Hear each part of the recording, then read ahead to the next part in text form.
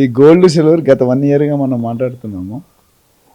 రోజు రోజుకి స్పందన చర్చల్లో మెయిన్ టాపిక్ అయిపోయింది. ఒకప్పుడు పెళ్ళిళ్ళు రాజకీయాలు, ఇప్పుడు ఈ టాపిక్ అయిపోయింది. ఎందుకంటే ట్రంప్ మెయిన్ గోల్, మన లాస్ట్ టైం వీడియోస్ కూడా మాట్లాడుకున్నాం, డాలర్ని స్ట్రెంగ్త్ పెంచుకోవాలి, రూపీ స్ట్రెంగ్త్ని, రూపీ వాల్యుయేషన్ తగ్గించాలి. దీనికి ఏంటంటే ఇండియా, చైనా, జపాన్ 3 కంట్రీలు, రష్యా, ఈ 4 కంట్రీలు కూడా ఎప్పుడైనా అమెరికాని జవదాటచ్చు. అంటే సుప్రీం ఇప్పటివరకు సుప్రీంగా కొన్ని దశాబ్దాలుగా అమెరికన్ కంట్రీ ఏ ప్రెసిడెంట్ వచ్చినా, బుష్ వచ్చినా, కెంటన్ వచ్చినా, ఎవరు వచ్చినా, ఇప్పుడు ట్రంప్ గారు కూడా ఏం చేస్తారంటే మనం ఎప్పుడు కూడా పైనే ఉండాలి, మిగతా వాళ్ళందరూ మన కాళ్ళ కింద చెప్పులాగా ఉండాలనే ధోరణిలో వెళ్తున్నాడు. సో ఇప్పుడు గోల్డ్ పెరిగింది మీరు గమనించారు ఇక్కడ ఫ్యాక్ట్, చాలామంది తెలిసే ఉంటుంది. 20 రోజులు 15 రోజులు గోల్డ్ కంటిన్యూగా పెరుగుతుంది, మళ్ళీ మధ్య 3-4 రోజులు డ్రాప్ అవుతుంది. కానీ మీరు గమనిస్తే పెరిగింది ఎంత పర్సెంట్, తగ్గింది అంత పెరగట్లే, అంటే అంత తగ్గట్లే.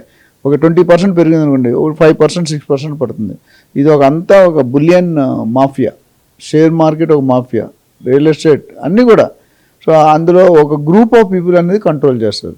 సో ముఖ్యంగా రేట్లు తగ్గడానికి కారణం ఏంటంటే జియో పొలిటికల్ కండిషన్స్ ఉంటాం, tariff, federal bank interest rates పెంచేసింది, అట్లానే immigration, visa process, birth tourism. So ఇవన్నీ కూడా ఒక సైడు. రెండో సైడ్ ఏంటంటే ఇరాన్ ఇజ్రాయెల్ యుద్ధం. ఎందుకంటే ఇరాన్ ఇప్పుడు ఏమంటున్నారంటే యుద్ధం ఆపమంటే మన నరేంద్ర మోడీ గారు మొన్న 1 వీక్ బ్యాక్ మాట్లాడారు, 4-5 డేస్. సో ఆ 4-5 డేస్ గ్యాప్ ఇచ్చారు, మళ్ళీ మొదలుపెట్టారు. అమెరికా ఏముంటుందంటే నేను ఇరాన్లో ఆల్మోస్ట్ 70% ధ్వంసం చేస్తాం, మీరు మా రూల్స్ ఒప్పుకోకపోతే మేము మొత్తానికి తీసేస్తాం అన్నాడు. కానీ ఇరాన్ ఏమంటాడు, అసలు మీరు మా బాస్ని ఎందుకు చంపారు, ఖమేనీని ఎందుకు చంపారు, అది మీరు చెప్పండి. చంపేయాలని అనుకున్నంత సిచ్యువేషన్స్ మీరు మాతో నెగోషియేషన్ చేయాల్సింది, మీటింగ్ పెట్టాల్సింది, ఐక్యరాజ్య సమితిని పిలవాల్సింది. సో వాళ్ళు కొన్ని హక్కులు పెట్టారు అమెరికా ముందు. కొన్ని హక్కులు ఏంటంటే మళ్ళీ నెగోషియేట్ ఎందుకు చేయలేదు మాతో, మా బాస్ను ఎందుకు చంపారు, దీంతోపాటు మేము తీవ్రంగా ఆస్తులు ధ్వంసం అయిపోయినాయి మీరు చేసిన పనుల వల్ల, స్థావరాలు కూలిపోయేవి, B2 బంకర్లు వచ్చాయి, ఇవన్నీ కూడా.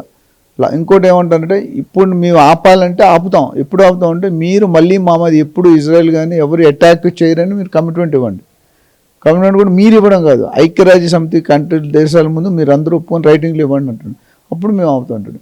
ట్రంప్ ఏమంటాడు, అది ఎప్పటికీ జరగదు, నేను ఇలాగే, నేను ఇంతే, నేను ఇట్లా, నేను అదే పాలసీ వర్డ్స్ ఉన్నాయి కదా, మన ప్రకాష్ అంటాడు.